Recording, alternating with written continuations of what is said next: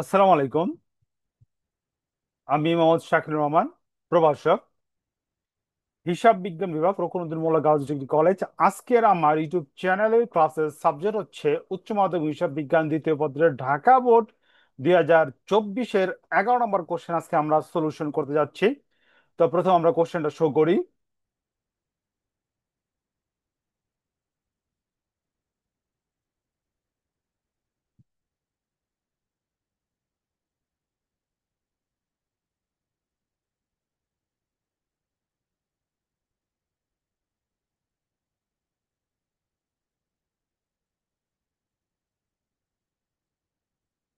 Omega company 2023 সালের 31 December তারিখে আর্থিক অবস্থা বিবরণী।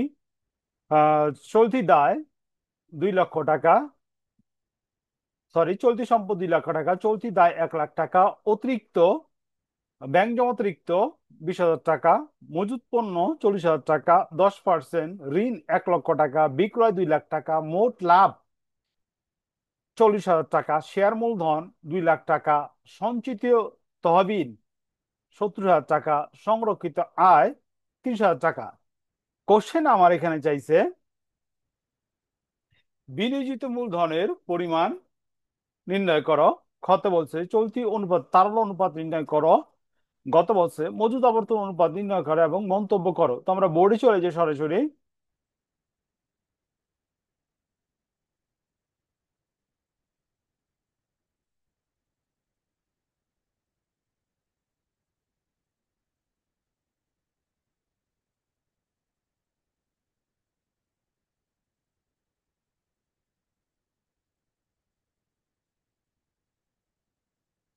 11 ক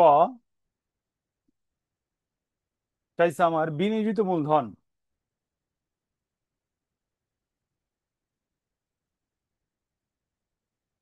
বিনিয়োজিত মূলধন বিনিয়োজিত মূলধন সমান সমান শেয়ার মূলধন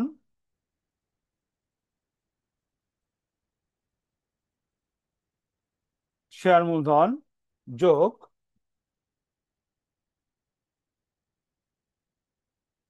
সঞ্চিত তহবিল যোগ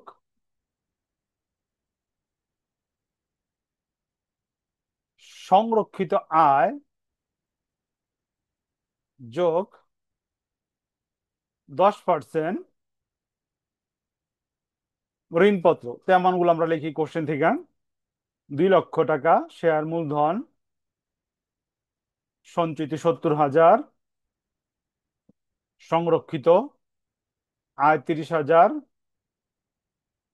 যোগ 10% ঋণপত্র 1 লাখ, যোগ করলে টোটাল আমার এখানে হইতেছে 4 লাখ।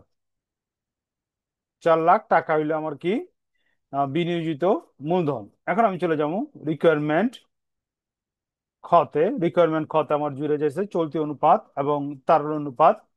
তো প্রথমে আমি চলতি অনুপাতটা লিখি। চলতি অনুপাত সমান সমান চলতি সম্পদ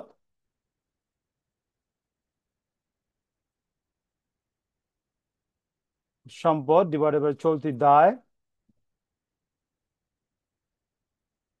তো আমার এখানে চলতি সম্পদ সরাসরি দেওয়া আছে কোশ্চেনে 2 লাখ টাকা, চলতি দায় দেওয়া আছে 1 লাখ টাকা। ভাগ করলে আমার এখানে এটা আছে 2 এবং আদর্শ মানের 1, তার মানে কি 2 অনুপাত 1। তার কাছে 2 টাকা আছে 1 টাকা দায় পরিশোধ করার জন্য, তার মানে কি সন্তোষজনক। এখানে যদি মন্তব্য চাই নাই, তারপর আমরা চলে যেতেছি পরবর্তী রিকোয়ারমেন্টে। ক্ষয় তারল্য অনুপাত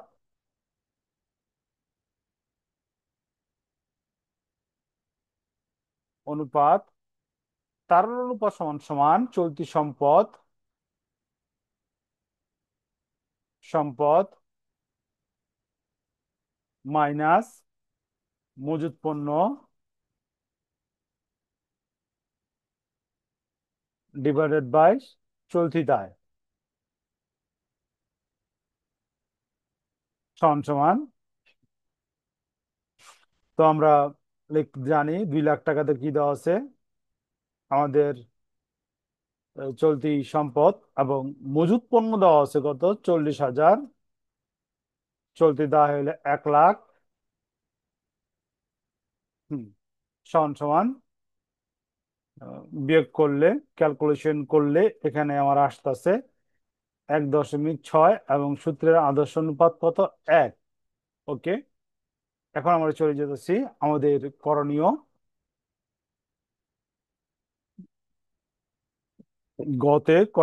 গতে আমার চাইছে মজুদ আবর্তন অনুপাত,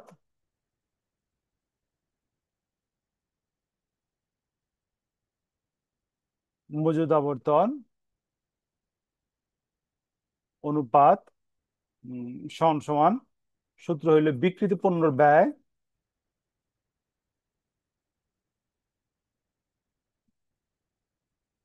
হুম বিক্রিত পণ্যর ব্যয় ডিভাইডেড বাই গড় মজুদ, ডিভাইডেড বাই গড় মজুদ। তো এখানে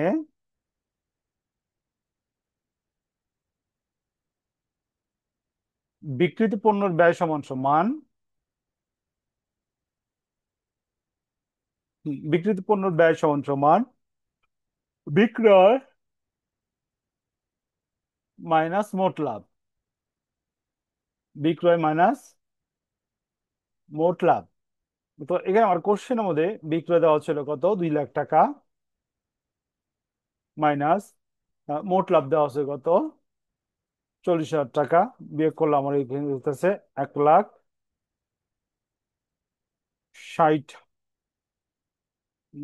একটু দেখি আমি, কোশ্চেন একটু দেখি। আমার মোট লাভ দেওয়া আছে 40,000 টাকা। ওকে, বিক্রয় দেওয়া আছে 2 লাখ টাকা। ওকে, ঠিক আছে, বোর্ডে চলে যাই। 1,60,000 তো আমি বসাই দিয়েছি বিক্রিত পণ্যের ব্যয় 1,60,000 ডিভাইডেড বাই গড় মজুদ, অর্থাৎ সমাপনী মজুদ যেটা আছে এটাকে ধরতে হবে 40,000। ক্যালকুলেশন করলে আমার এখানে হইতেছে 4 বার, কি হইতেছে 4 বার। আচ্ছা, মজুত আবর্তন অনুপাত একটু আমি বুঝি। মজুত আবর্তন অনুপাত হইলে গিয়ে আমার গুডাউনে মজুতকৃত যে ইনভেন্টরি আছে ওই ইনভেন্টরি কতবার গোডাউন থেকে টোটালি ফিনিশ হয়ে যায়, আবার গোডাউনে ঢুকে আবার ফিনিশ হয়ে যায়, আবার গোডাউনে ঢুকে, এক্ষেত্রে যত বেশি হবে তত ভালো। তবে এক্ষেত্রে আদর্শ মান হলো 8, অর্থাৎ বছরে যদি 8 বার মজুদ আবর্তন অনুপাত হয়ে থাকে তাহলে ধরে নেওয়া হয় কি এটার আদর্শ মান কি ভালো আছে। তো আমরা একটু মন্তব্য চাইছি, যেহেতু আমরা মন্তব্য দেই এখানে। মন্তব্য মন্তব্য দেওয়ার ক্ষেত্রে আমাদের মনে রাখতে হইব প্রথমে কি করতে হইব, যে অনুপাত চাইবো সেই অনুপাতের আদর্শ মানটা আমরা কি করবো উল্লেখ করুন। তো আমরা লিখি মজুদ আবর্তন, মজুদ আবর্তন অনুপাত পাতের আদর্শ মান, হুম, আদর্শ মান 8 বার। কত? 8 বার। ওমেগা কোম্পানির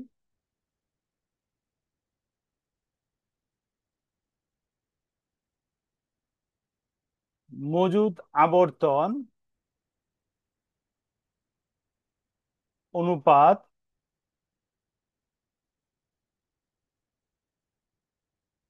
4 বার,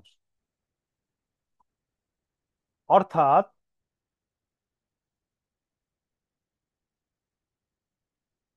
আদর্শ মানের চেয়ে কম, আদর্শ মানের চেয়ে কম। সুতরাং